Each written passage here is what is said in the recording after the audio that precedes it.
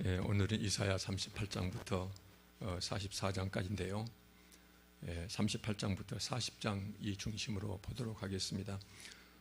처음 시간에 여러분들한테 말씀드렸듯이 이사야서는 신기하게도요 66장으로 구성되어 있는데 1장부터 39장까지가 하나님의 심판을 이스라엘 백성들이 그 오랫동안 지었던 그 죄를 지적하고, 그래서 하나님의 심판이 선포되는 이런 장이 1장부터 39장이고요. 그 다음에 40장부터 66장까지, 그럼 딱 27장이 되겠죠. 그래서 여기에서는 하나님의 구원의 약속이 이렇게 이제 선포됩니다. 그래서 구약 39권에 해당되는 39장과 신약의 27권에 해당되는 27장이, 구약은 이제 39장은 범죄로 인한 하나님의 심판, 그 다음에 신약은 예수 그리스도를 통한 이제 구원이 선포되잖아요. 그래서 여기 신기하게도 일단 일치를 합니다.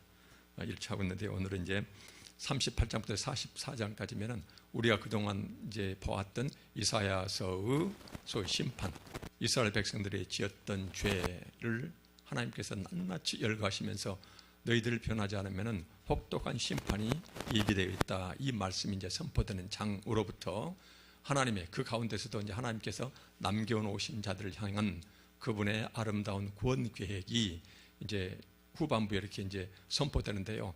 그 지금 중간에 이 장이 지금 끼어 있거든요. 그래서 오늘은 1장부터 39장까지 봤던 이사야 전체 내용을 우리 한 번 더 압축해서 요약해 보고, 하나님께서는 이제 미리 결론을 말씀드리면은 하나님께서는 이스라엘 백성들의 그 범죄에 대해서 참을 수 없는 그 진노, 분노와 함께, 그런데 그 분노를 바라셔야 될, 이렇게 분노를 당해야 될 그 이스라엘 백성들은 누구냐면요, 하나님의 자식들이거든요. 말 듣지 않는 자식들에 대한 분노와 그 이제 하나님의 심판 앞에서 그들이 혹독하게 당해야 될 그 이제 힘들고 어려운 그것을 보면서 슬픔이, 하나님의 분노와 슬픔이 함께 어우러져 있는 이것이 이제 이사야서 전체 내용이 이제 이렇게 볼 수가 있거든요. 그래서 오늘은 1장부터 39장 사이에 하나님이 왜 진노하게 됐는가, 그 다음에 그 가운데서도 그렇게 진노를 바라시면서도 하나님의 말씀 속에서 숨겨져 있는 슬픔의 표현들이 있거든요. 그래서 그런 것들을 함께 보면서 이렇게 정리를 하도록 하겠습니다. 오늘 38장은요 히스기야 왕이거든요. 히스기야 왕은 선대 왕이 죽고 나서 이제 바로 자기 아버지를 이제 이어받았는데요. 왕이 된 지 한 3, 4년 지난 후 지금 사건이거든요. 38장에 보면은 히스기야 왕이 병이 났고, 우리가 잘 알다시피 하나님 앞에 벽을 향하여 하나님께 울부짖으며 기도를 했고, 그래서 하나님이 신속히 그 기도를 들어줘서 15년 동안 생명을 연장시켜 주신 이렇게 발병, 기도, 회복, 이것이 이제 한 장에 압축되어 나타나거든요. 그래서 이제 히스기야의 초창기요. 그래서 이렇게 보면은 히스기야가 아주 이제 한참 때였거든요. 나이가 많아서 병든 것이 아니고, 그래서 이제 이때 이제 보니까 38장 1절에 그때 히스기야 병들어 죽게 되니 아모스 아들 선지자 이사야가 나아가 그에게 이르되 여호와께서 이같이 말씀하시기를 너는 내 집에 유언하라. 마지막 신상 정리하란 말이거든요. 내가 죽고 살지 못하리라 하셨나이다 하니, 히스기야가 얼굴을 벽으로 향하고 여호와께 기도하여 얼굴을 벽으로 향했다. 오로지 하나님 향케로만 향했다, 그 말이죠. 이제 세상으로부터 등 돌리고 오직 하나님에게만 향해서 이제 기도하기를 뭐라고 기도했냐면요, 여호와여 구하오니 내가 주 앞에서 진실과 전심으로 행하며 주의 목전에서 선하게 행한 것을 기억하옵소서. 진실되게, 그 다음에 전심으로 온 마음을 다해서 진실되게, 그 다음에 선하게 하나님 앞에서 행했던 것을 기억해 주옵소서 하고 히스기야가 심히 통곡했다라고 나오거든요. 이 본문 말씀하고 이제 똑같이 나오는 것이 이제 역사서에 보면은 열왕기와 18장 3절에 보면은 히스기야가 하나님 앞에서 얼마나 선하게 행했던지 하나님께서 이제 어떻게 성경에 기록해 놓으셨냐면요, 여호와 보시기에 정직히 행하여 히스기야가 왕이 된 초창기부터 이제 했다, 그 말이거든요. 여러 산당들을 제거하고 주상을 깨뜨리고 아세라 목상을 찍었다. 보니까는 우상들하고 우상 숭배가 이루어지는 이런 산당들을 철저히 회파하고 제거해버렸다는 것이거든요. 첫째가 우상을 제거했다는 것이거든요. 두 번째 보니까 5절에가 하나님 여호와를 의지하였는데 그 전후 유다 왕 중에 그러한 왕이 없었다 할 정도로 이렇게 앞뒤로 어떤 왕하고 비교해서도 히스기야처럼 이렇게 하나님 앞에서 하나님을 여호와 하나님을 의지하면서 철저히 하나님 말씀에 의지하고 순종한 이런 왕은 없다라고 이렇게 성경에 기록하고 있어요. 6절에 보니까는 곧 이제 여기서 구체적으로 얼마만큼 하나님 앞에 선하게 행동하고 정직히 행했는가 하면은 곧 그가 여호와께 연합하여 그에게서 떠나지 아니하고 온전히 여호와 하나님과 동행했다는 것이거든요. 이게 심신이 항상 마음속으로 여호와 하나님을 눈앞에 모시듯이 신전 의식을 가지고 온 삶이 그 하나님 눈앞에 있는 하나님 의식하며 살아갔다고 했는데 떠나지 아니하고 여호와께서 모세에게 명하신 계명을 지켰더라. 그래서 보니까는 첫째가 우상 제거, 산당 제거, 주상을 깨뜨리고 아세라 목상을 찍었다. 두 번째 뭐냐면은 온전히 하나님과 동행하는 삶, 여호와 하나님을 의지했는데 그가 여호와께 연합해서 그에게서 떠나지 아니하였다. 그러니까 온전히 여호와 하나님과 동행하는 삶. 그다음에 명령하신 대로 계명을 다 지켰고 그다음에 성전 예배를 회복시켰다라고 나오거든요. 그래서 우상을 깨뜨리고 하나님과 온전히 동행하면서 그러면서 하나님 말씀에 순종했고 그다음에 이스라엘 백성들을 위해서 성전 예배를 온전히 회복시킨 왕이다. 그래서는 하나님께서는 유다 왕 중에서 히스기야 같은 이런 왕이 없었다 할 정도로 이렇게 높게 평가받았던 그런 왕이거든요. 이래서 히스기야가 하나님 앞에 제가 요 하나님 앞에 나름대로 그렇게 선하게 성실히 정직하게 그렇게 행했는데 왜 나를 데려가십니까 하고는 이제 아주 젊었을 때예요. 왕이 된 지 한 3, 4년밖에 지나지 않았거든요. 그래서 이때 시기를 약 예수님 오시기 한 712년으로 지금 역사학자들이 보고 있어요. 그래서 자기 아버지가 죽은 해가 716년이거든요. 그러니까는 왕이 된 지가 한 3, 4년밖에 지나지 않았어요. 그러니까는 왕이 돼가지고 온전히 하나님 앞에 요 하나님을 의식하고 하나님과 동행하면서 하나님의 뜻대로 계명을 순종하면서 그래서 하나님의 뜻에 어긋난 것이면 우상을 제거하고 그다음에 그 이스라엘 백성들을 향해서 그때 당시에 예루살렘 성전에 있던 모든 우상 잡당을 싹 제거해버리고 이렇게 하나님 앞에 예루살렘 이렇게 성전 예배를 회복시켰거든요.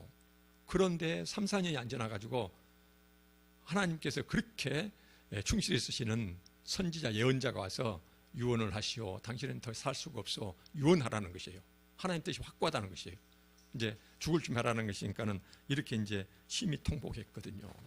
여기서 우리가 이제 일단 이런 생각을 해볼 수가 있어요. 그때 이제 말씀드렸지만은 하나님께서는 당신의 뜻을 점점 당신의 백성들한테 뜻을 이렇게 나타내 보이시는데 한꺼번에 나타내 보이신 것이 아니었거든요. 그래서 구약에서는 우리가 인간이 죽으면 육신이 죽으면은 우리가 사후에 다른 세상이 있다는 것을 이렇게 극명하니 내보이질 않았어요. 이렇게 사후 세계에 대해서 구약에서는 불명하게 나와 있거든요. 이렇게 히스기야는 이때 어떻게 생각했을까요? 이렇게 지금처럼 예수님을 통해서 우리가 구원을 받게 되면은 하나님께서 예수님께서 다시 재림하실 때 우리는 다시 부활해서 영원한 다시 이 땅에서 다시 영원한 생명을 영원한 삶을 살 수가 있다. 이런 것에 대해서 구약에서는 명확하게 나와 있지는 않았거든요. 그래서 이때 히스기야는 죽게 되면은 여호와 하나님을 다시는 뵐 수가 없거든요. 그래서 보면은 38장 이후에 히스기야가 낳고 나서 하나님께 드리는 그 찬양 시가 있어요. 거기 보면은 내가 해서 이제 살아서는 다시 여호와 하나님을 뵐 수 없게 되었구나. 막 슬퍼하는 이런 내용들이 나와요. 그래서 이제 히스기야가 심히 통곡했다. 그러니까요. 이제 하나님을 다시는 뵐 수가 없구나. 나는 이제 한번 육신이 죽으면 영혼이 끝나구나. 이제 심히 통곡했거든요. 그랬더니 4절에 이제 이에 여호와의 말씀이 이사야에게 임하여 이르시되 5절에 보니까 너는 가서 여기서는 이제 간단히 나왔는데요. 열왕기화에서는 어떻게 나오냐면은 이사야가 유언하라 당신은 이미 죽게 되었소 하고는 하나님의 뜻을 전하고 막 나와가지고 왕궁 우리로 같으면 왕궁이 있는데 왕궁에서 히스기야 왕을 만나서 막 나와가지고 왕궁 뜰을 지나지도 않았는데 그때 히스기야는 그 말 듣자마자 벽을 향해서 울부짖고 하나님께 기도를 했거든요. 근데 몇 걸음 오지도 않았는데 하나님께서는 바로 히스기야한테 당신의 뜻을 계시를 하셨거든요. 그러니까 여기서는 안 나왔지만 열왕기하 20장 4절에 이렇게 나와요. 이사야가 성읍 가운데까지도 이르기 전에, 성경에는 성읍 가운데까지도 이렇게 성읍, 근데 여기서는 예루살렘에 있는 왕궁 뜰 앞마당을 지나가기도 전에 그렇게 나와요. 이렇게 성읍 가운데까지도 이르기 전에 성경에서 강조하고 있거든요. 여호와의 말씀이, 그러면서 가서 임하여 이렇게 이르시되 너는 가서 이삭에게 이르기를 내 조상 다윗의 하나님 여호와께서 이같이 말씀하시기를 내가 네 기도를 들었고 네 눈물을 보았노라. 내가 네 수한 네 연수를 15년을 더하고, 그래서 개인적으로 병을 낫게 하고 생명을 15년 더 연장시켜 주겠다라는 이런 이제 하나님의 이런 복된 말씀이 임해요. 실은 우리가 세상 살면서 주변 우리 이제 교우들한테 서로도 이렇게 나누지 못하는 개인 간의 이런 아픔들이 있잖아요. 누구나 다 있어요. 있는데 우리가 이제 이루가 되는 것이 뭐냐면, 하나님께서는 우리한테 시험을 주시되 우리가 감당할 만큼만의 시험을 주신다고 이런 말씀이 있거든요. 그래서 믿음이 약하고 견디기 힘든 사람한테는 그만큼의 정도밖에 시험이 오지 않지만은 믿음이 큰 사람 더 올 수도 있고, 그래서 하여튼 우리가 세상 살아가면서 이 세상에서 어떤 시련을 당할 수도 있는데, 근데 항상 그 시련의 크기와 폭이 그것을 능히 감당할 만한 그런 정도만 우리한테 허용하신다는 것이거든요. 이렇게 이런 말씀들이 실은 우리한테 얼마나 큰 도움이 되는지는 몰라요. 힘이 되고요. 살아가다 보면은 처음에는 굉장히 힘들고 눈앞이 캄캄하고 그렇지만은 이런 말씀을 생각하면은 예수 그리스도 안에서 그 사건을 바라보고 예수 그리스도 안에서 나한테 닥친 눈앞에 캄캄한 것을 바라보면은요, 그게 지나고 별것이 아니거든요. 시간이 지나고 보면은 아하, 이런 생각이 들 때가 많아요. 그래서 이제 보면은 이사야 57장 16절에 이런 말씀이 있어요. 내가 영원히 다투지 아니하며 내가 끊임없이 노하지 아니할 것은 내가 지은 그의 영과 혼이 내 앞에서 피곤할까 함이라. 전에도 이제 말씀 몇 번 우리가 같이 상고했거든요. 그래서 하나님께서 우리한테 시험을 주실 때 그때 그것 때문에 울부짖고 여기서 히스기야처럼 막 힘들어하고 고민하고 그럴 때 하나님이 당신 백성이면 바라보시는데, 바라보시면서 어떻게 느끼냐면은 내가 지금 힘들어하는 그 내 백성하고 영원히 다투지 아니하고 끊임없이 너한테 분노하지 않겠다는 것이거든요. 그러면서 왜 그러냐면은 내가 너를 지었는데 내 앞에서 네가 너무나 피곤해할까 봐서 영적으로 견디지 못할 것 같아서 그래서 얼른 너한테 힘든 그 부분을 내가 거둬가겠다, 이제 이런 말씀이거든요. 그래서 항상 보면은 하나님께서는 우리가 감당할 만큼만의 시험을 주신다, 혹시 당한다 하더라도.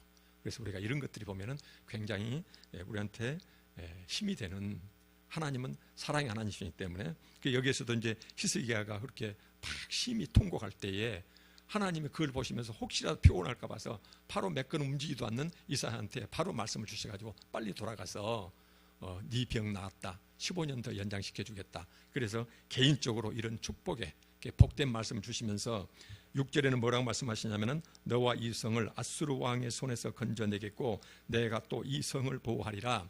우리가 이 이제 문장만 보면은 잘 모르겠는데요. 실은 히스기야 이때로부터 약 10년 뒤에 아수르가 이제 이스라엘을 쳐들어오고 유다 땅을 쳐들어오거든요. 그래가지고 다른 데는 다 점령하고 그 다음에 예루살렘 성만 남겨뒀어요. 이제 10년 뒤에 닥칠 일이거든요. 근데 그때도 이제 히스기야 왕 때인데요. 15년 연장한다니까 10년 뒤에 일어날 일이니까 히스기야 왕 때 일어나겠죠. 그때 어쩌냐면은 하나님께서 전염병을 보내가지고 아수르 대군을 전부 다 물리쳐버려요. 그러면서 그 예루살렘 성을 보호하거든요. 그래서 10년 뒤에 일어날 역사적 사건을 하나님께서 약속을 해주세요. 여기서는 이제 얼마 후에, 여기서는 이제 10년 뒤에 이런 말씀을 하시지 않지만 지내놓고 보니까 10년 뒤에 일어나거든요. 그래서 여기서는 개인적으로 질병 낫게 하고 그 다음에 15년 동안 생명을 연장시켜 주시면서 역사적으로는 민족 전체적으로 보면은 하나님께서 예루살렘 성을 보호해 주시겠다, 적군의 손으로부터, 이렇게 두 가지 이런 복된 말씀을 주십니다. 그러면서 그 증거로 우리가 이렇게 잘 알고 있는 해시계를 뒤로 10도 물러가게 한다, 이렇게 이제 38장에는 히스기야 왕을 통해서 하나님이 당신에게 그렇게 충성한 한 왕에 대해서 눈물 어린 기도를 보고 얼마나 복된 말씀을 주시면서 아울러서 네 왕궁에 나중에 전화가 미칠 때에 내가 너를 도와주겠다, 이런 말씀을 주시거든요. 그런데 39장에 한 장 지나서 어떤 일이 벌어지냐면은 우리 인간이라는 것이 얼마나 유한하고 흠이 많고 허물이 많은지 이것을 이제 극명하게 이사야서가 보여주고 계세요. 39장에서는 바벨론 왕이 히스기야 왕이 병 걸렸다 나왔다는 이 소리를 듣고는 얼른 사절단을 보내거든요. 그래서 많은 보물을 손에 쥐어가지고는 바벨론 왕이 그 히스기야 왕한테 이제 병문안을 와요. 왔는데 이제 이 사건이 이제 벌어져요. 보니까는 1절에 보니까는 그때 발라단 아들 바벨론 왕 무로닥 발라단이 이제 참고로 이때 당시에 바벨론은 그렇게 그 대국이 아니었어요. 조그만 국가였거든요. 그래서는 나중에 결국은 어떻게 되냐면은 이제 역사적으로 보면은 아수르가 이때는 굉장히 강할 때예요. 아수르가 강할 때인데 이 아수르가 근데 이스라엘 백성들은 계속 아수르한테 가서 그쪽에 가서 협조를 구할까 아니면은 애굽한테 손 벌릴까 계속 이제 왔다 갔다 했잖아요. 근데 아수르에 의해서 애굽이 먼저 멸망당하거든요. 그래서 약 지금으로부터 이때로부터 약 100년 뒤에 결국 이제 아수르는 바벨론한테 이제 멸망당하게 되거든요. 그래서 이때는 바벨론이 힘이 강할 때가 아니었어요. 그래서 여기서 이제 39장에서 1절에 왜 바벨론 왕이 히스기야 왕 병문안을 보냈을까? 더구나 보물까지 보내서 이 역사적 배경이 있어요. 그때 당시에 이 아수르 이제 대국이 있었고 바벨론은 그 곁에 있는 이제 힘이 좀 약한 국가였거든요. 근데 바벨론이 끊임없이 아수르하고 전쟁을 했어요. 이때 당시에 지금에 보면은 한 710 예수님 오시기 712년경인데 그로부터 약 10년 전에 바벨론하고 아수르가 한판 붙었거든요. 근데 바벨론이 철저히 깨져 버렸어요. 그리고는 710년 이미 또 지금 바벨론이었지 하면은 끝없이 아수르로부터 그 패권을 차지하기 위해서 바벨론이 계속 덤벼드는 시기예요. 그러니까 어찌 하면은 그때 당시에 힘이 약한 바벨론이 유다 왕하고 손을 잡으면은 우리 편을 삼으면은 그러면은 아수르한테 이렇게 동맹하자는 그런 의미로 지금 보냈거든요. 여기서 사절단을. 그래서 아수르 대국이 있고 바벨론은 그때는 힘이 강한 국가는 아니었지만 어쨌든 계속 아수르하고 전쟁하는 중이었기 때문에 유다 히스기야 왕한테 병문안을 보내가지고 히스기야를 하여금 자기들하고 군사 동맹을 맺도록 그렇게 이제 청하기에서 이제 보낸 이 사건이거든요. 그때 발라단 아들 바벨론 왕이 히스기야가 병들었다는 나타함을 듣고 히스기야에게 글과 예물을 이렇게 자기의 서신하고 예물을 보냈다, 이제 보물을 보냈다 그 말이거든요.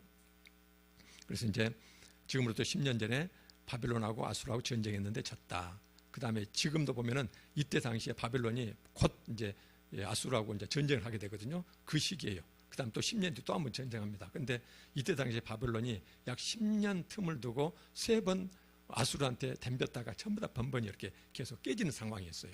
그러니까 바벨론은 어떻게든지 지금 자기 힘으로 안 되니까는 인접 국가의 군사 동맹이 필요했던 시기거든요. 그래서 이제 보낸 상황이거든요. 그래서 이제 우리하고 군사 동맹을 맺어가지고 내 밑으로 들어오라 그 말이에요. 그때 당시 이제 유다는 굉장히 힘이 약했던 국가이기 때문에 그때는 바벨론이 훨씬 더 강했기 때문에 그래서 아수르 어차피 너도 지금 아수르한테 계속 위협당하고 있으니까 협박당하고 있으니까 우리하고 같이 하자. 그래서 내 밑으로 돌아라. 이렇게 이제 바벨론이 이렇게 이제 청하고 있는 상황이거든요. 그래서 2절에 보니까는 히스기야가 사자들로 말미암아 기뻐했다는 것은 그 군사 동맹을 허락했다는 말이 되거든요.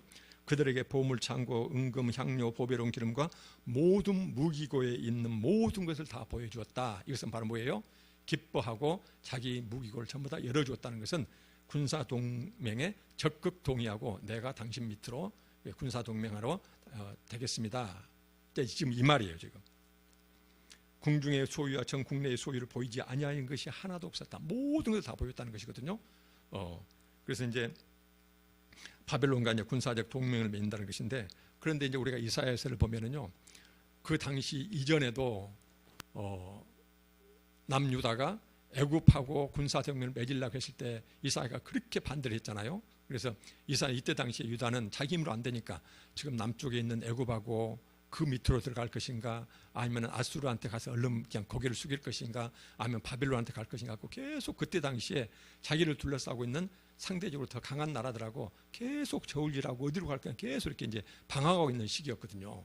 그런데 이사야는 끝까지 처음부터 마지막까지 일관되게 남유다 왕들은 절대로 이웃 국가하고 군사 동맹을 맺으면 안 된다는 것을 계속 강조하고 있었어요. 그런데 왜 그때 당시에 이사야는 상대적으로 힘이 약해서 언제 말하자면 정복당할지 모르는 이 유다 왕에게 그렇게 군사 동맹을 한사국에 말렸을까요? 그때 당시에 그 근동지방, 중동지방에 있어서는 전쟁을 한다는 것은 그때 말씀드렸듯이 그때는 신들의 전쟁이었거든요. 그래서 항상 민족 신이 있었어요. 그래서 이 민족과 저 민족과 전쟁한다는 것은 양쪽 민족 신끼리 전쟁하고 똑같거든요. 그래서 그때 당시에 왕들은 뭐냐면은 자기가 섬기는 그 왕의 대리인으로서 전쟁하는 것이었거든요. 신들의 전쟁이 있는데 밑에 인간들이 전쟁하지만 결국은 그때 당시에 모든 종교적으로 어떻게 생각했었냐면은 신들 간의 전쟁이었거든요. 그래서 전쟁에서 지게 되면은 반드시 그 속구로 들어가면은 그 자기 진 나라의 왕이 졌기 때문에 진 나라 백성들은 종교를 바꾸는 식이 되거든요. 이렇게 신을 바꿔가지고 이긴 나라의 왕을 신을 자기 신으로 이렇게 받아들여야 되는 이런 방식이었거든요. 그래서 전쟁에서 지지 아니하였다 하더라도 어떤 나라에 군사적으로 그 밑으로 속국으로 들어간다는 것은 그 나라 다스리고 있는 그 신을 내 신으로 받아들인다는 그런 의미거든요. 그때 당시에. 그래서 이제 이사야는 그렇게 혹독하게 반대를 했어요.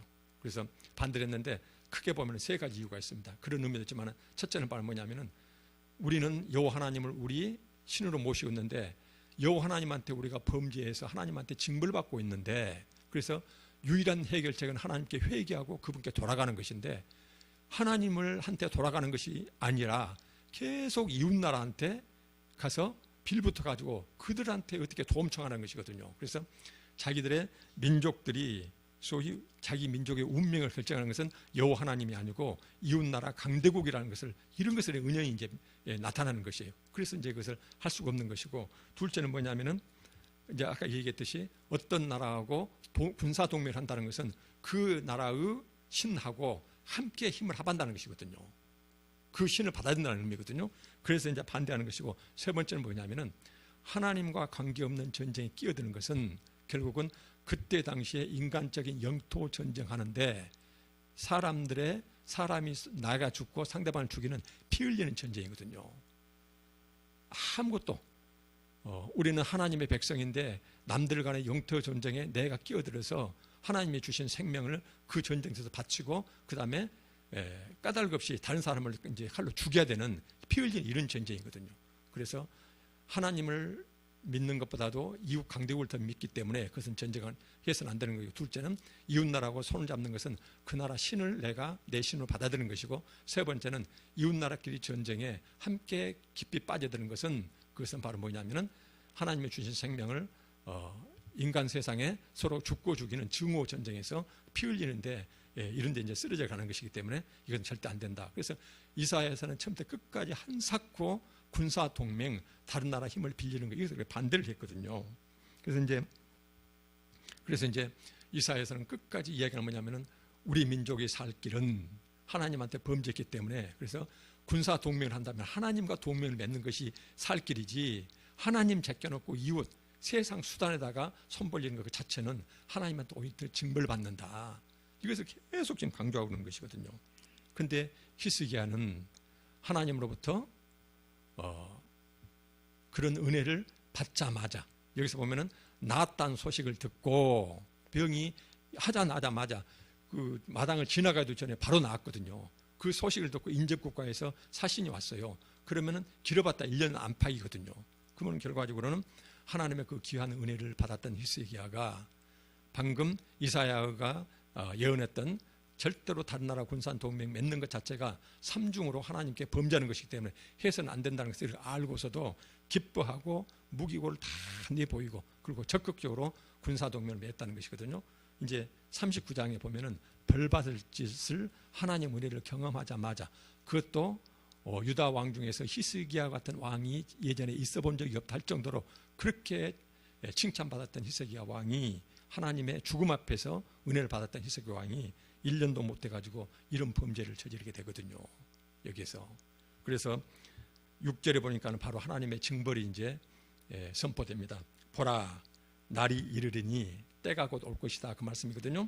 그러면서 이때는 바로 뭐냐면은 이때로부터 약 100년 뒤에 옵니다. 실은 때가 이르리니 내 소유 모든 것이 바벨론으로 옮겨가고 네 자식도 거기 가서 환관이 될 것이고 하나님의 무서운 심판이 여기 다시 한번 예언됩니다.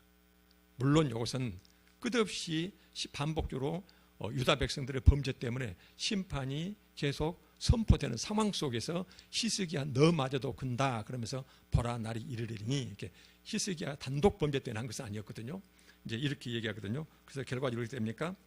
지금 이제 712년 정도 되는데 대강 추정치입니다. 역사학자들이 예수님 오시기 한 712년 전인데 605년에 1차 정복을 당합니다.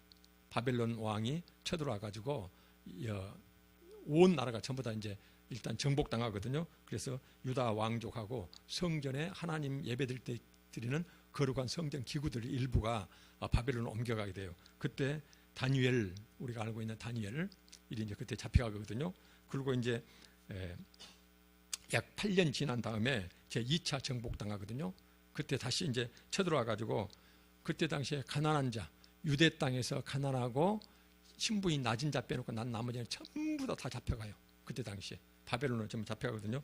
그때 이제 잡혀간 자가 에스겔 선지자, 다니엘이 1차 전쟁에 있을 때 이제 잡혀가고 2차 때 에스겔 선지자하고 모르드게 우리가 잘 알고 있죠. 모르드게가 이제 2차 이때 이제 포로로 잡혀갑니다. 그러고 나서 한 10년 뒤에 3차 정복, 그렇게 4차에 걸쳐서 바벨론이 쳐들어와요. 그래갖고 3차 정복 때는요, 예루살렘 성전 자체가 완전히 불타버리고 왕궁과 성궁 전체가 전부 다 폐해가 돼버립니다. 예루살렘이. 이렇게 이제 그 다음에 4차, 그래서 이제 아주 철저하니 이런 이제 징벌을 당하게 됩니다. 이제 그러고 나서는 이제 39장이 끝나면은 40장 드디어 이제 하나님의 구원 계획이 선포되기 시작하거든요. 선포되는데 다시 한 말씀드리면 1장부터 39장까지는 하나님의 진노에 의한 심판, 그 다음에 40장부터는 근데 그 진노에서 심판당할 그 이스라엘 백성들은 한편으로는 하나님이 당신이 사랑하시는 당신의 자녀들이거든요. 그래서 죄 짓고 죄에 대해서 하나님이 분노하시면서도 심판받을 그 백성들의 그 말하자면은 힘들고 어려운 상황을 보면서 하나님의 한없이 슬픔을 느끼는 이제 이런 상황이었거든요. 그래서 이제 그 변곡점이 지금 40장부터 이제 되겠습니다. 그래서 지금부터 1장부터 39장 사이 전체를 우리가 다시 한번 이스라엘 그때 당시 유대 땅에 하나님이 눈으로 바라보시는 그때 이스라엘 백성들의 범죄, 그 다음에 그걸 바라보시면서 예언자가 어떤 내용을 예언했던지, 그 다음에 그렇게 이제 심판을 선포하시면서 하나님께서는 끝없이 슬픔을 느끼시는 이런 장면들을 우리가 간단하니 정리하고, 그리고 이제 40장에서 위로의 말씀을 우리가 이제 보게요. 이사야 1장 2절에 이런 말씀이 있거든요. 이사야서 1장 2절에 하늘이여 들으라, 땅이여 귀를 기울이라. 여호와께서 말씀하시기를 내가 자식을 양육하였거늘, 내가 자식을 낳고 그렇게 품 안에 안고서 키워냈거늘 그들이 나를 거역하였도다. 하나님이 지금 심판의 대상이 되는 이스라엘 백성들을 당신의 아들 또는 자식으로 표현하고 있거든요. 그게 이제 우리가 이거 책 속에 나무 이야기로 듣지 말고 우리가 우리 자식을 생각하면 되겠어요. 어렸을 때 말 안 들을 때 몇 대를 놓고 가슴 아파하는, 지금 몇 대리면서 가슴 아파하는 그 부모 심정이 그대로 저는 이제 성경을 볼 때마다 느끼는 것이요. 하나님께서 인간을 이렇게 창조하실 때 당신의 형상대로 창조하셨다. 그게 이제 이 앞전 우리가 이제 그 주일 예배 때 봤던 인간들의 혼인 제도하고 하나님과 우리 백성들의 관계가 어쩌면 그렇게도 아주 다 그게 하나님께서는 똑같은 그런 상황을 말씀으로 관계를 서로 이렇게 설명하고 계시는지, 그 다음 여기서 보면은 우리가 자식 키우면서 느끼는 이런 것들이 하나님께서는 이스라엘 백성들한테 느낀 것과 거의 비슷하거든요. 그래서 우리가 하나님의 형상대로 창조 지음받았다는 것 자체가 보면은 성경 곳곳에 실은 나타나 있어요. 그래서 내가 자식을 양육하였거늘 그들이 나를 거역하였도다. 그러면서 소는 그 임자를 알고 나귀는 그 주인의 구유, 밥통이죠. 그래서 집에서 기르는 가축마저도 자기 주인을 알아보고 그 다음에 자기 가축을 간수하면서 먹여 기르는 주인을 알아보건만은 이스라엘은 알지 못하고 나의 백성은 깨닫지 못한다. 그러면서 말 못하는 짐승만도 못한 내 자식들, 하나님이 당신 자식한테 지금 한탄하시는 것이에요. 지금 이 말씀은 우리가 그냥 읽고 있지만은 실은 신학책에서는 하나님이 굉장히 슬픔을 느끼는 표현이다 이렇게 하시거든요. 이 말씀하시면서 하나님은 이스라엘 백성들을 바라보시면서 마음속에 깊은 슬픔을 느끼고 계신다. 그러면서 4절에 이런 말씀했어요. 슬프다. 하나님이 당신 그 자식들을 바라보시면서 슬프다는 거죠. 슬프다. 범죄한 나라요 허물진 백성이요 행악의 종자요 행위가 부패한 자식이로다. 그들이 여호와를 버리며 이스라엘의 거룩하신 일을 만홀히 여겨 업신여기고 무시하고 우습게 보고 그 말이거든요. 내가 네 부모고 내가 너를 창조했고 내가 너를 업어서 출애굽했고 지금 이 순간까지 계속 너를 낳고 먹여서 기르고 내 품에 길렀는데 너는 나를 보고 업신여기고 우습게 보고 무시하고 내게 등 돌리고 떠나갔다. 멀리하고 물러갔도다. 그때도 말씀드렸지만은요, 이스라엘 백성들은 한 번도 하나님을 눈앞에서 이스라엘 백성들이 이 성경 말씀을 본다면 이상하게 생각했을 거라고요. 한 번도 자기들은 이스라엘 하나님을 무시한 적이 없어요. 항상 예배는 풍성히 들었거든요. 근데 그들의 마음속이요. 겉 드러난 형식이 아니고 그분들의 마음을 봤을 때 하나님 이렇게 보신다는 것이거든요. 그래서 이제 하나님께서 이 말씀을 보면은 이사야에서 처음에 이스라엘 백성들을 향한 하나님의 심판을 예고하시면서 이사야 첫 성경을 열어가시면서 했던 하나님의 말씀이 범죄에 대한 분노와 자식에 대한 애끓은 정, 슬픔이 함께 드러난 이 문장이거든요. 그런데 여기서는 구체로 보면 하나님께서는 왜 그렇게 사랑하는 자식인데도 이렇게 철저하니 아까 봤듯이 4차에 걸쳐서 아주 소수의 가난하고 힘없고 이런 백성만 놔두고 좀 쓸만한 사람들은 바벨론이 전부 다 포로로 다 잡혀가버는 이렇게 아주 황폐화되는 당신의 이름을 두려고 했던 거룩한 예루살렘 성전회가 그렇게 철저히 파괴되고 황폐화되는 이런 징벌을 내리셨을까요? 보면은 그 대상에 범죄한 내용들이 쭉 이사야서에 이제 나타나 있거든요. 그거 보면은 왕족들이요. 왕족들, 그 다음에 재판관들, 그 다음에 장로와 고관들, 그 다음에 그때 당시에 그 사이에서 영웅들. 그래서 왕족, 재판관, 장로들, 그 다음에 그 사이에서 떵떵거리고 살았던 이런 사람들이 어떤 범죄를 했는가가 이사야서 여기저기가 전부 다 이 범죄들이 모양이 나와 있어요. 이사야서 1장 23절에 이런 말씀이 있거든요. 네 고관들은 패역하여 도둑과 짜가며 이 고관들에서 보면 이제 왕족들을 보면 되거든요. 패역하여 부패 타락해가지고 도둑과 짜가며 그 다음에 뇌물을 사랑하며 예물을 구하며 끝없이 돈을 챙긴다는 것이거든요. 고아를 이와여 신원하지 아니하며 과의 억울함을 풀어주지 아니하고 보호해주지 않고 과부의 송사를 수리하지 아니하는 가부가 억울한 일, 힘이 없고 그래서 그 사이에서 소외된 자라 힘이 없어가지고 억울한 일을 당했는데 그래서 재판관 앞으로 또는 왕 앞으로 가면은 그것을 억울함을 풀어줘야 되는데 눈 한 번 더 이렇게 주지 않는다는 것이거든요. 무시해버린다는 것이거든요. 그래서 외면해버린다는 것이거든요. 그래서 그때 당시 힘 있는 왕족들이 도둑과 짱하고 뇌물을 구하면서 과부에 대해서 힘들고 어렵게 살아가는 사람의 눈물을 한 번도 너희들은 돌아본 적이 없다. 그래서 이런 범죄를 하고 있었고요. 재판관들이요. 이사야 5장 23절에 이런 말씀이 있거든요. 그들은 재판관들이거든요. 뇌물로 말미암아 악인을 의롭다 하고 의인에게서 그 공의를 빼앗는도다. 어렵게 번역되어 있는데요. 악인은 의롭다 하고 의인들은 돈이 없기 때문에 뇌물을 줄 만한 돈이 없기 때문에 오히려 죄 있다라고 재판해 준다 이 말이거든요. 그래서 돈이 있으면 죄를 지어도 의인으로 이 말이냐면은 그렇게 아무런 벌을 받지 않냐고 오히려 내가 피해를 보고 내가 지금 해를 받았는데 돈이 없으면 뇌물을 주지 못하면 오히려 내가 그 죄를 내가 뒤집어 쓰는 이런 세상이 돼버렸거든요. 우리가 이런 것을 보면서 오늘날 우리들하고 한번 비교했으면 좋겠어요. 그때 당시 하나님이나 지금의 하나님의 똑같은 하나님이시거든요. 그래서 그때 당시에 이스라엘을 바라보시는 그 하나님의 관점하고 지금 우리를 바라보시는 하나님의 관점이 틀릴 리가 없죠. 그래서 우리나라 우리 사회예요. 그 다음에 이제 장로들과 고관들이요. 여호와께서 자기 백성의 장로들과 고관들을 신문하러 오시리니 죄에 묻겠다는 것이거든요. 이사야 3장 14절 15절을 말씀입니다. 포도원을 삼킨 자는 너희며 포도원 그때 당시에 먹고 사는 모든 생산 수단을 말합니다. 그래서 힘없는 자가 돈이 없으면은 조금만 빚지면 그 빚을 핑계 삼아 가지고 그들이 평생 먹고 살아갈, 자자손손 먹고 살아갈 생산 수단, 밭을 전부 다 뺏어버렸다는 것이거든요. 삼킨 자는 너희며 가난한 자에게서 탈취한 물건이 너희 집에 있도다. 가난한 자들로부터 약점 잡아서 탈취한 물건이 너희 집에 가득 쌓여 있다라고 하나님의, 이게 이제 하나님 눈에 드러난, 어찌하여 너희가 내 백성을 뒷밟으며 가난한 자의 얼굴을 맷돌질하느냐. 여기서 얼굴을 맷돌질한다는 것은 바로 뭔 말이냐면요, 가난하고 불쌍한 사람들을 무자비하게 착취하고 약탈해가지고 물질적으로도 인격적으로도 완전히 짓뭉개고 폭행한다는 것이거든요. 인격적으로까지. 그래서 여기를 얼굴에다가 맷돌질한다는 것이거든요. 얼굴에다 맷돌질한다. 그래서 철저히 가난한 자들. 그래서 어쩝니까? 그들의 행태를 이사야 5장 8절에 가옥에 가옥을 이며 집에 집을 끝없이 부동산을 사모으며 전토에 전토를 더하여 땅에 땅을 더하여서 빈틈이 없도록 모든 집 모든 땅을 전부 다 수중해 주고, 그래서는 그 땅 가운데서 홀로 거주하려 하는 자들은 화 있을진저.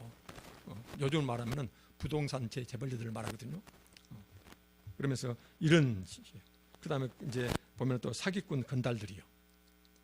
하나님 눈에는 사기꾼 건달들인데 그때 당시에 힘이 있고 권력을 쥐고 있기 때문에 그 사이에서 영웅이었거든요. 힘이 있기 때문에. 이런 어리석은 자를 다시 존귀하다 부르지 아니하겠고 우둔한 자를 다시 존귀한 자라 말하지 아니하리니, 이 말은 역설을 뭔 말을 사시냐면 어리석은 자나 사기꾼 같은 건달들을 영웅시했던 세상이었다는 것이거든요. 그때 당시에 돈 있고 힘이 있으니까, 권력을 쥐고 있으니까 이런 자들이 영웅처럼 모든 사람들을 위에 이렇게 군림하고 있지만, 하나님 눈에는 말하자면 영적으로 보면은 사기꾼 건달들과 똑같은 자들, 이렇게 말씀하셨거든요. 그래서 이를 유다 땅이 이렇게 부패 타락해 가지고, 여기서 보면은 왕족들, 재판관들, 장로들, 사기꾼 같은 건달들, 힘 있는 자들 전부 다 뭐예요? 모든 사람이 있을 리가 없죠. 이런 사이가 있으면 아까 말씀드렸듯이 소위 억울한 고아가 있고 과부가 있고 탈취당한 자가 있고 포도원을 다 뺏겨버린 가난하고 힘들게 살아가는 사람들 또 그 밑에가 있거든요. 그게 사이가 이제 이런 사이거든요. 그래서 이제 이를 바라보시는 하나님 눈은 뭐라고 말씀하시냐면은 결론은 이렇게 말씀하십니다. 하늘과 땅을 지으신 거룩하신 여호와의 하나님의 말씀이, 하늘과 땅을 지으신 거룩하신 여호와 하나님의 말씀이 나오는 곳, 바로 예루살렘이 어찌하여 창기가 되었는가. 하나님을 영적으로 어찌하여 창녀가 되었는가. 하나님을 이렇게 보시거든요. 그래서 이렇게 하나님 보면은 너무나 죄가 창궐하기 때문에 두고 볼 수가 없는데 그들을 쓸어버리고 싶은데 한편으로는 당신의 자식이라는 것이거든요. 그래서 한탄과 슬픔이 함께 배어 있다. 이사야 전체가 이런 말씀하시는데, 이사야 2장 3절에 이런 말씀들이 있거든요. 쉽게 이제 풀어쓴 성경에서는 자, 여호와의 산으로 올라가자. 이스라엘의 하나님의 계시는 성전으로 올라가자. 그가 우리에게 진리를 가르칠 것이며 우리는 그 진리대로 살 것이다. 이것은 율법이 시온에서 나오고 여호와의 말씀이 예루살렘에서 나올 것이기 때문이다. 그래서 바로 뭔 말이에요? 거룩하신 여호와 하나님의 말씀이 예루살렘 그 성전으로부터 나오거든요. 그러니까는 우리가 이 세상 살아가면서 이 세상에서 길 잃지 않고 하나님 백성으로 살아남기 위해서는 영생을 우리가 하나님 그 품 안에 살기 위해서는 하나님 말씀대로 살아야 되는데, 그 말씀이 나오는 거룩한 곳이 시온산 예루살렘, 이렇게 전부 다 그리 몰려가자 이렇게 아름다운 곳이었거든요. 원래는 이런 곳이었는데 이 예루살렘이 하나님 눈에 어떻게 보이는가. 1장 21절에 이런 말씀이 있습니다. 신실하던 성읍이 예루살렘을 말하거든요. 어찌하여 창기가 되었는고 정의가 거기에 충만하였고 공의가 그 가운데 거하였더니 이제는 살인자들 뿐이다. 살인자들 뿐이다. 신실하던 성이 어째서 창녀처럼 되었는가. 한때는 정의와 진리를 사랑하는 자들로 가득하더니 이제는 살인자들 뿐이구나. 그래서 힘과 권력과 돈의 종이 된 자들, 이렇게 말씀하고 계시거든요. 그러면서 하나님이 계시는 그 거룩한 곳을 바로 창녀에 비유할 정도로 하나님께서 이렇게 분노하시고 계시거든요. 그런데 지금 그래서 이런 말씀을 보면서요, 그때도 말씀드렸지만은 지금 우리가 살아가는 사회는 성경에 나와 있는 여러 가지 사회상에 비추어 봤을 때 우리가 살아가는 오늘날 지금 대한민국은 어느 시대쯤 해당될 것인가. 이제 스스로 신앙 양심으로 우리가 바라봐야 되고, 그때도 말씀드리지만은 지금은 예레미야, 이사야 시대와 똑같다 이런 말씀하시거든요. 그러면 그때 당시에 선포됐던 하나님의 말씀을 가지고 우리 사회를 바라보고 하나님의 징벌, 그 말씀을 우리한테 닥칠 것을 우리가 이렇게 이제 두렵고 떨림으로 이제 바라봐야 되겠죠. 그래서 지금 이 말씀하시는 하나님이 그때 시대 상하고 지금하고 어떻게 비교하고 계실 것인가? 그렇다면 지금 한국 사회를 바라보고 계시는, 또는 거룩하신 하나님의 말씀이 나오는 그 거룩한 시온 예루살렘, 여호와의 말씀이 나오는 예루살렘이 뭐라고 말씀하셨어요? 어찌하여 창기가 되었는가? 창녀가 되었는가? 그 말이거든요. 예루살렘 성전, 거기에 하나님 말씀이 선포되는데 그 곳을 그때 당시에 왕족이 됐든지 대제사장이 됐든지 그때 당시에 종교 지도자가 됐든지 전부 다 돈과 권력과 재물에 이 노예가 되어 있는 이런 사회였거든요. 그것을 바라보면서 하나님께서 하나님 말씀 선포된 그곳 예루살렘 성전을 창녀처럼 이렇게 바라보고 계시거든요. 지금 우리는 어떤 상태일까?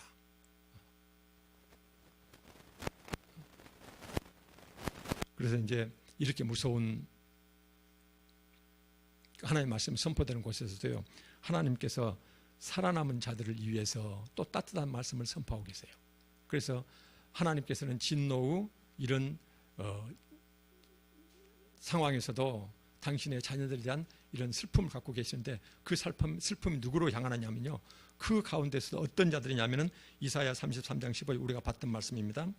오직 공의롭게 행하는 자, 오직 공의롭게 행하는 자, 정직히 말하는 자, 이렇게 공의롭게 행하는 자, 온 삶이 공의롭게 하나님 말씀대로 정의와 가난한 자를 도우며 살아가는 이런 사람, 정직히 말하는 자, 그 입에서는 정직히 나오고 토색한 재물을 가증히 여기는 자, 그 사람의 창고, 그 사람의 통장에는 추하고 부정한 돈이 들어있지 않다는 것이거든요. 토색한 재물을 가증히 여기는 자, 손을 흔들어 뇌물을 받지 아니하는 자, 손은 깨끗하게 뇌물을 거부하고 귀를 막아 피 흘리려는 꾀를 듣지 아니하는 자, 귀는 오로지 정의로운 말만 듣고, 그래서 여기서는 피를 흘리는, 꼭 남을 육체로 해한다는 것보다도요, 여기서 악한 꾀, 이런저런 세상 수단을 가지고 남의 재물을 탈취하고 남을 불행하게 만들면서 자기 것 취하는 이런 것들에 대해서 전혀 세상적인 이런 잔인한 꾀 같은 것을 듣지 않는다 그 말이거든요. 눈을 감아 악을 보지 아니하는 자, 그래서 온 삶으로 공의롭게, 입술로는 정직을, 그 다음에 내 통장에는 토색한 재물은, 부정한 재물은 절대 섞이지 않는다는 것, 손을 흔들어 뇌물을 받지 아니하고, 귀는 악한 꾀를 듣지 아니하고, 그 다음에 눈은 절대로 세상 악을 바라보지 아니하는 자, 이런 자들을 하나님께서는 남은 자라고 말씀하시거든요. 이런 남은 자들을 향해서 하나님이 이런 남은 자들을, 오늘 말씀드렸던 공의롭게 행하고 정직히 말하고 토색한 재물을 가증히 여기는 자, 손을 흔들어 귀를 막고 눈을 감은 자, 이런 자들을 다른 말로 성경 신약성서에 뭐라고 말씀하실까요? 예수님은 이렇게 말씀하십니다. 7장 21절 똑같은 말씀이었어요. 나더러 주여 주여 하는 자마다 겉모습 종교행위 예배드리는 것보다도 다 천국에 들어갈 것이 아니요 다만 하늘에 계신 내 아버지의 뜻대로 행하는 자라야만 내 백성이 된다라고 말씀하셨고, 바울 사도는요, 로마서 2장 13절에 하나님 앞에서는 율법을 듣는 자가 의인이 아니요, 로마서 바로 몇 자 앞에 있는 로마서 1장 17절에 의인은 오직 믿음으로 산다, 오직 믿음으로만 우리는 구원받는다는데, 그 바로 말씀 다음 장에 뭐라고 말씀하냐면은, 그 말을 했던 바울이 하나님 앞에서는 율법을 듣는 자가 의인이 아니요 오직 율법을 행하는 자라야 의롭다 하리니, 똑같은 의로운 것이에요. 똑같은 거예요.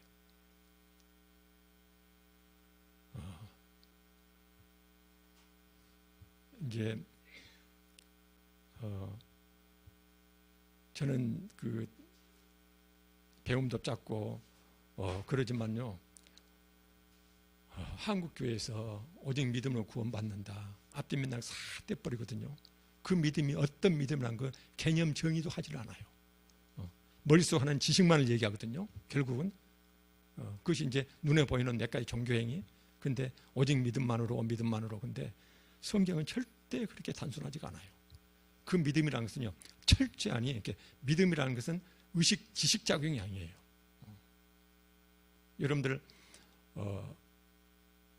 성경을 보면은요, 우리가 지금은 굉장히 추상적인 개념 세계를 살고 있거든요. 이제 그 헬라, 그리스 이제 이런 지식 세계에는 사물이 있고 인간의 개념 사고가 있어요. 추상이 있고 추상적인 게 있고 구체적인 거 있고 이제 구상과 추상이 이렇게 이제 구분하는데, 히브리 문화는 구상과 추상을 이렇게 말하자면 물건과 하나님, 인간의 이런 정신적인 이런 사유하고 구분하지 않아요. 그래서 구약을 보고 있으면은요, 여러분들 아까 말했잖아요. 정직히 말하는 자, 토색한 재물을 가정인 자, 손을 흔들어 뇌물을 받지 않은 자, 귀를 막아 피 흘리는 자, 눈을 감아, 전부 다 하나님 뜻 순종한다는 것을요, 눈, 코, 입 이런 것하고 구체적으로 해요. 히브리 문학은요, 절대로 추상적인 개념이 아니에요. 전부 다 눈에 보이는 동작이고 삶이고 그 행함이에요, 여기서. 근데 우리는 현대의 이런 학문체계 속에서 성경을 바라보는데 전부 다 개념으로, 추상으로 이렇게 바라보는 것이 너무나 심하거든요. 그렇지가 않아요. 그래서 이제 보면은 예수님도 마찬가지, 바울사도 마찬가지, 우리가 말하는 믿음이라는 것은 철저하니 그 믿음은 우리가 입술로 하는 것이 아니거든요. 그 믿음이란 뭐냐면은 행함으로, 이렇게 행위로 믿는 것을 말하는 것이에요. 행위로. 지식작용이 아니거든요. 두뇌작용이 아니거든요. 이렇게 나의 삶, 나의 행함으로 믿는 것을 말하는 것이지 입술로 하는 것이 아니거든요. 그래서 우리가 보면은 이사야 33장 15절. 그래서 오늘 본문 말씀 보면은 하나님께서는 그렇게 오랫동안 100년 뒤에 닥칠 것을 미리미리 지금 경고하시는데 그 중에서도 하나님께서는 그 징벌해야 될 그 대상이 당신의 자식이라 슬퍼하는데, 그래서 하나님께서는 그 가운데서도 오늘 말씀드리신 공의롭게 행하는 자, 그들 하나님 그 순종하면서 그나마 남아있는 이 백성들에 대해서 남은 자로서 이들을 보호하겠다. 그러면서 40장에 이런 말씀이 있거든요.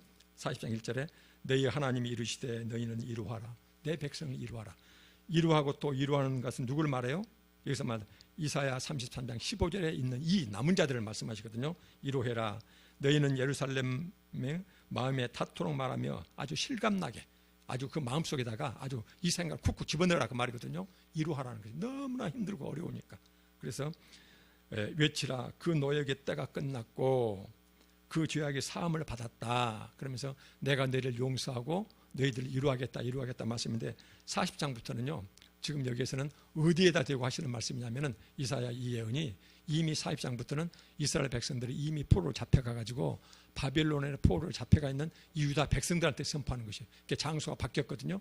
39장까지는 예루살렘에서 이제 향한 선포고 40장부터 55장까지는 포로로 잡혀가 있는 그때 당시 유다 그 백성들, 그 백성들을 향해서 외국 땅에서 그 힘들고 오래 살아가는 백성들을 향해서 이루하는 이런 말씀들이거든요. 그래서 이제 우리가 이제 이런 말씀 보면서 참 부담스럽고 그러시겠지만은 그 예언서 내용들을 항상 과거 지금부터 2700년 전에 있었던 그 사건을 보지 마시고, 하나님께서는 과거 사건을 지식으로 한다면 왜 성경책을 남겨놓으셨겠어요?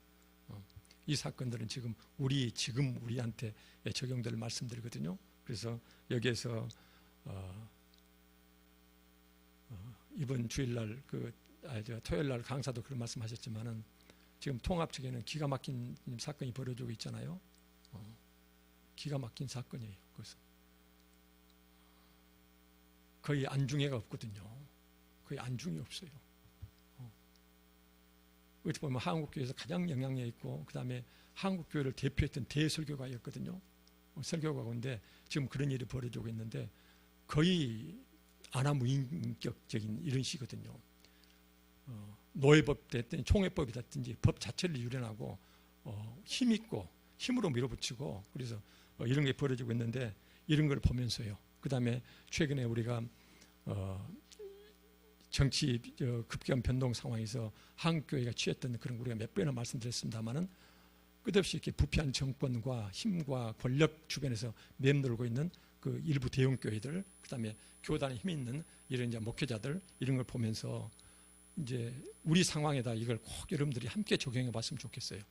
그래서 우리가 오늘 말씀드렸던 여기 보면은 33장에 그나마 하나님께서는 우리를 향해서 우리를 어떻게 보실까? 얼마나 분노하고 계실까?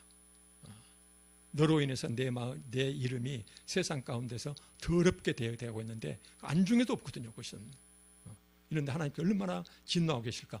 그럼에도 불구하고 당신의 자식이 되는 우리한테 진노를 쏟아붓기에는 슬퍼하시는 하나님이요. 진노하시는 하나님과 슬퍼하시는 하나님의 그 심정을 우리가 함께 생각해 봤으면 좋겠어요. 우리를 바라보시면서 슬퍼하시는 하나님. 그런데 여기에서 보면은 그 중에서도 남은 자들을 하나님께서는 이렇게 내가 너를 이루하고 또 이루한다. 내가 너를 돌보겠다. 이런 말씀하셨는데 이 말씀이 2700년 전뿐만 아니라 예수님을 통해서 바울 사도를 통해서 똑같이 내 아버지의 뜻대로 행하는 것. 그래서 그까지 대비되는 주여 주 입술로만 하는 것. 너는 지금 어디 쪽에 속하는가를 묻고 계시거든요. 그 다음에 내 앞에서 율법을 듣는 자, 율법을 행하는 자. 그래서 인간의 교리와 인간들이 만들어낸 인간들의 이런 말과 인간들의 전통이, 설교 전통이 하나님 말씀을 업신여기고 무시하고 깔아뭉개는 이런 것들을 우리가 함께 생각해 봤으면 좋겠어요. 그래서 바울 사도도 똑같이 이신칭의 하면 그 의롭다는 것이 바로 뭐냐면은 율법을 듣는 자가 아니고 오직 율법을 행하는 자, 아버지 뜻대로 행하는 자라야 의롭단다는 것이죠. 다만 우리는 어찌하면은 행함으로는 하나님의 도저히 점수를 따기. 물론 여기서 그렇습니다. 예수 그리스도 없이 행하는 것으로, 이것은 말도 안 되는 소리죠. 예수 그리스도 안에서 행하려고 노력하는 것을 말씀하는 거거든요. 그래서 우리가 이게 뭐냐면 행위로 구원받는다. 이것은 뭐냐면 예수 그리스도 없이 내가 율법대로 실적 올려가지고 그래서 하는 것, 이런 것을 이제 우리가 행위로 구원받는다. 이렇게 봐야 되겠죠. 그러나 하나님께서는 예수 그리스도 안에서 내가 너를 왜 택했는가 하니 아버지 뜻대로 살자고요. 그래서 이 나라에, 이 땅 위에 하나님 나라를 우리가 건설하기 위해서, 하나님 나라 건설이 뭐입니까? 하나님 법을 이 세상에 펼치는 것이거든요. 내가 그 법에 순종하고 그 법의 품으로 백성들을 막 끌어모아가지고 내 착한 행실로, 그래서 이 땅에 하나님 나라를 건설해 가는 것, 이것을 하나님이 그리도 원하시는데, 근데 이런 것들을 회절시키고 이런 것들을 가로막고 있는 소위 우리들의 전통과 우리들의 사람들의 계명, 이런 것들이 무엇인가 우리가 늘 생각해보는 그런 기회를 삼았으면 좋겠습니다. 기도하겠습니다. 아버지 하나님, 지금 이 시대를 잘 분별하게 하시고, 비록 흠많고 부족하지만 늘 우리를 향하신 하나님 사랑을 생각하면서 하나님께 순종으로 기쁘시게 하는 저희들 될 수 있도록 저희들을 변화시켜 주시옵소서. 영적으로 힘을 주시옵소서. 순종할 만한 힘을 주시옵소서. 예수 그리스도 이름으로 기도합니다. 아멘.